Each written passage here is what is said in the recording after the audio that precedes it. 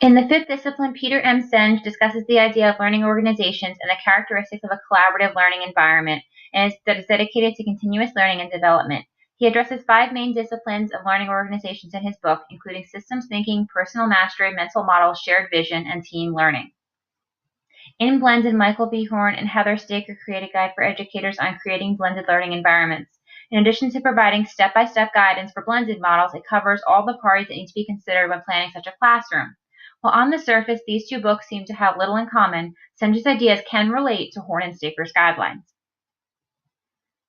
On page 28 of his book, Senge defines mental models as deeply ingrained assumptions that influence how we understand the world and how we take action.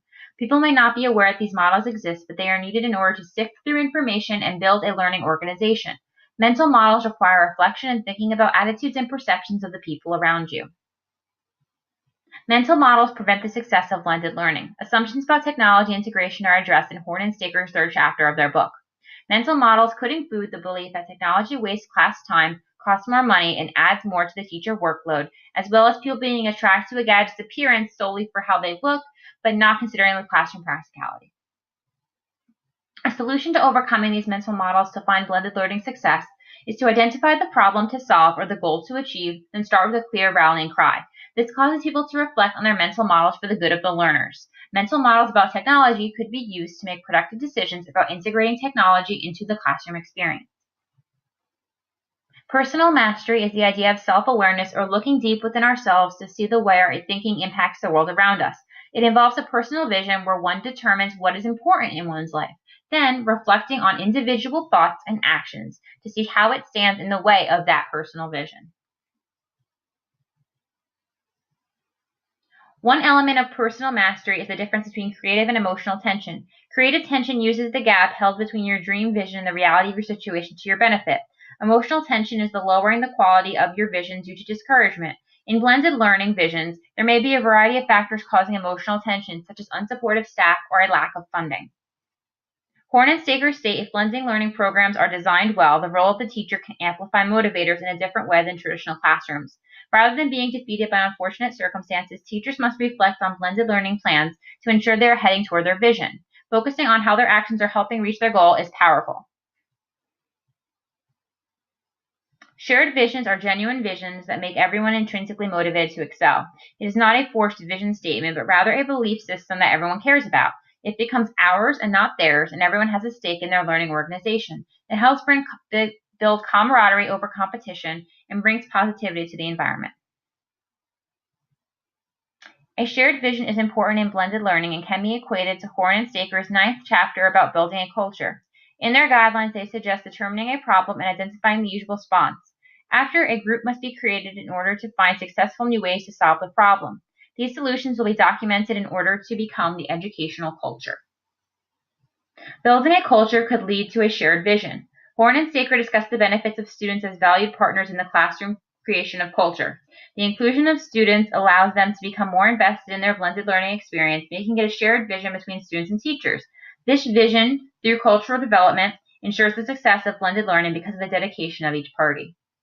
Team learning builds on shared vision and personal mastery. Team members collaborate, share, and think together in order to reach the goals of the shared vision. One strategy is dialogue, where individuals gain insights that simply could not be achieved individually. Rather than being defensive about one's ideas, team learning allows everyone to win in realizing they're all working toward the same cause. Horn and Staker indicate that blended learning requires team learning. A learning environment cannot be planned alone, and other opinions are necessary for success. This is just a framework that allows an educator to evaluate team design for blended learning, including autonomous, heavyweight, lightweight, and functional. Each team design works together in different ways toward a common goal. By selecting a team design based on the needs of the blended learning environment, team learning can begin to occur. For example, a functional team design only involves teachers in similar departments and does not impact the rest of the school. Team learning in a functional design would look like common content area teachers collaborating and critiquing each other for the benefit of the blended learning class. Systems thinking allows one to see the connection in different situations and interactions. All of the disciplines from Senge fit inside this discipline. Senge states that humans are bound by invisible fabrics of interrelated actions. By applying systems thinking to a situation, one can see all the connections and relationships between the different elements. In order to truly embrace this systems thinking, Senge requires a reflective mindset shift. People need to see themselves as part of the world and connected to it as opposed to being separate. In addition, it means people need to stop seeing each other and others' things as part of the creation of a problem and need to address how their own actions create the problems they experience.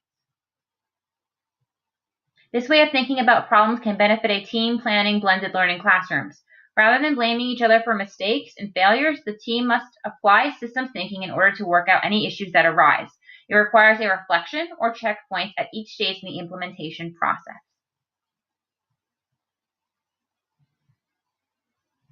In their 10th chapter, Horn and Staker write that teams must reflect their errors and understand that fast fail is success because the team learned what doesn't work before wasting time and money. Rather than placing blame on a particular person or event, the team must celebrate learning something that doesn't work before moving forward. To fully embrace systems thinking, the team needs to see themselves as part of the blended learning experience and not just people sitting on the outside of it. They need to reflect on how their decisions have impacted the plan in order to determine how to proceed with blended learning implementation. Without systems thinking, success of the plan would not occur and adjustments cannot be made.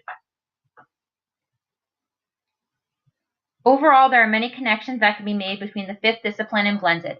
Educators looking to implement a blended learning classroom experience should look to Senge's 5 disciplines along with Horn and Staker's guidelines in order to provide a model that is effective and embodies important components for a successful blended learning organization.